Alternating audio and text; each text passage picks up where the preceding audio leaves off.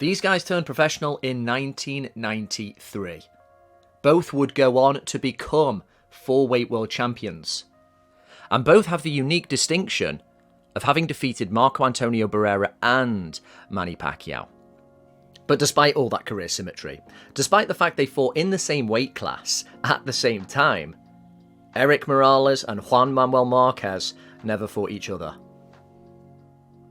And when you realise that those mentioned basically created a noughties equivalent of the Fabulous Four, you realise that Morales and Marquez was really the one that got away. That potential classic we were never treated to. But I'm not here to talk about hypotheticals, because trying to explain why you think one fighter would beat another, it's likely that the fanboy is going to come out here. So I'm going to be trying to drive from the things that are set in stone, the records, the performances, particularly those against common opponents, to try and accurately and objectively distill who was the better of these two Mexicans. And in order to do so, I will be using 3 different types of criteria. The first of which you can probably guess, and the other 2, hopefully, shedding some new light on this topic. And so away we go with opposition. Now, I don't think anybody disputes the fact that Manny Pacquiao is the jewel in both of these guys' crowns. He is the fighter of the generation, many people say. And Erik Morales in 2005, Juan Manuel Marquez in 2012 respectively, they got a convincing victory over the Pac-Man. Very different stages of the Pac-Man's career. You've got Morales winning on points, being the tactical master over a more raw but perhaps more resilient Pac-Man. Whereas Marquez finally gets that hard-earned victory, rather face-first KO, against a Manny Pacquiao probably slightly on the turn, though with more experience and technically superior. For me, both of these victories are very much in the same category. Both tremendous, both stand out, both career-defining.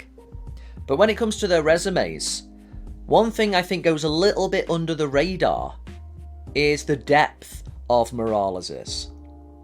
We know the high-profile victories. We know he lost out to Barrera 2-1, narrowly. But then we've got these pretty solid B-plus type of victories, like against In-Jin Chi, the South Korean. We have that quick dispatch of Junior Jones, who of course beat Barrera twice. And I think we've got a superior title-winning effort against Daniel Zaragoza. Yeah, he was older, it was the end of his career, but this was a long reigning champion. Quite a bit better, I feel, than getting the better of the very beatable Manuel Medina, which was actually the first time I was introduced to Marquez's crunching counters, way back now in 2003. What I feel tips this in Dinamita's favour is that work he did at lightweight. After narrowly losing to Pacquiao the second time, he went up to 135. Great wins over Joel Casamayor, Juan Diaz, and performances. He got the stoppage in both of those. And I think that just gives his resume a few more A- victories over El Terrible. And that brings us to consistency.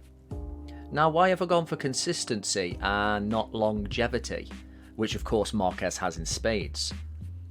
Well, look at the beginning of Dinamita's career. There was a lot of filler. And after somewhat controversially losing against Freddie Norwood in 1999, he goes back to fighting filler. By the time Marquez has his first fight with Manny Pacquiao in 2004, Morales is about to wrap up his trilogy with Barrera and has got about 20 world title fights under his belt. And so while we know Marquez's career ended much better, that he seemed to age a lot better, that his power carried up through the weights better than Morales's did, no doubt about it. We can't turn a blind eye to the fact these guys were on different schedules. Morales was in the fast lane early, in a lot of wars. And so some people may kind of find this a little bit convenient. But really, by the time Morales beat Pacquiao in 2005, he was no longer the same guy. Yes, technically still in his 20s, but so many miles on the clock. And now he's finding it difficult to remain at a weight where he's still effective. And emotionally speaking, because he'd defeated another common Barrera opponent, a guy, of course, who'd beaten Barrera, it kind of atoned for the fact that he'd lost the Barrera trilogy 2-1. So it was really the great last big bang to retire to. And something which I think fairly supports this theory, other than the film itself, and we acknowledge that Morales is moving slower in there, is his schedule. Look at his schedule from 2004 to 2006. It was just straight up reckless. A lot of old school fighters did not have that schedule. He unifies at Super Feather against Jesus Chavez, Carlos Hernandez. Both good fights, both decent fighters. Then it's the third fight with Barrera. Then it's the first war with Pacquiao. Then it's up to lightweight. Loses against Zahir Rahim. Comes back down now, weight drained. It's the rematch with Pacquiao. Gets stopped. Then it's the third fight with Pacquiao. When we acknowledge the fact that Morales started his career quicker than Marquez did, and then you just have this insane, reckless schedule in the mid-noughties, this is a guy who was definitely past his prime by the time he'd hit 30. So yeah, technically, Morales didn't retire. He went on a few more years, had a bit of a break. Alright fight against David Diaz. Pretty heroic resistance against Marcos Maidana. And technically becomes a 4-weight world champion when he beat the pretty limited Pablo Cesar Cano. But we can't pretend when we observe all that extra work he did that it just wasn't the sad echoes of what used to be. And Morales wasn't the only Mexican past his best at that particular point. Marco Antonio Barrera gave Marquez a pretty good fight in 2007, though you could see he started to wane in that fight after a good start. The stamina isn't the same. He's a little bit jaded. We give Marquez credit, but we definitely acknowledge the fact it's not the same Barrera. Furthermore, I think it's also important to note that Marquez started his career at featherweight. Not bantam, super bantam like Barrera Morales did. He was always a bit bigger in his frame, a bit more thickly built, which probably helps explain why his power went up the weights better as well. And because of Marquez's countering style, preferring for the action to find him and then respond, there's no doubt that helped preserve him.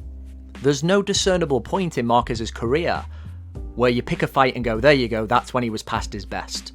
He just gradually slowed down, partly to do with bulking up.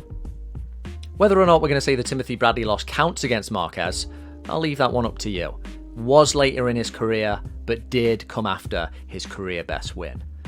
But if we isolate about 8 years from both these guys, their best years, we directly compare them, I think it's Morales who has the cleaner slate, who seemed a bit more dominant, a bit more consistent. There's just 2 close losses to a prime Barrera. Other than that, we don't have any of the slightly weird black marks, got floored less, and was probably a bit more impressive, to me, when in full flow. And helping us expand on those themes is going to be criteria number 3, ability. You could say this is a little bit more subjective, but I'm still very much drawing from what we know about these guys, what's on the record, what we can see on the film.